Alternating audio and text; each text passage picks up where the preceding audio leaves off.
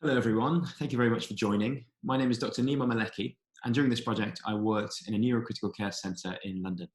This is a quality improvement project around airway safety, and it's based around the NAT4 findings that intubations done outside of the theatre come with increased risk of complications, and the recommendation that intubation checklists should be used to mitigate some of these risks.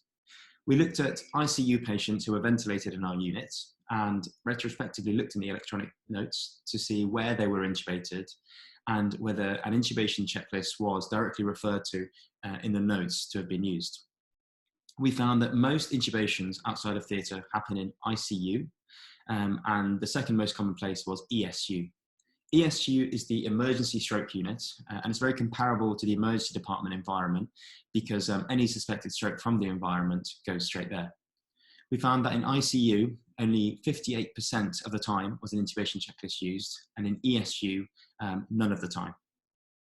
We decided to try and improve the use of intubation checklists, and for this we used Dr. Penny Skills, one of the anaesthetic registrar's electronic intubation checklist app, and we wanted to see whether installing QR codes that led clinicians and nurses to this app improved the use of checklists.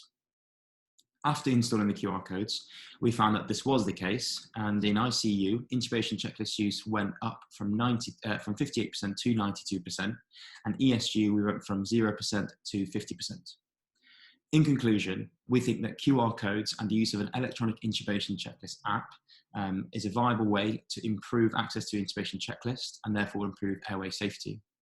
There are still some areas in the hospital, such as the wards and CT, where emergency intubations are happening and no checklists are being used.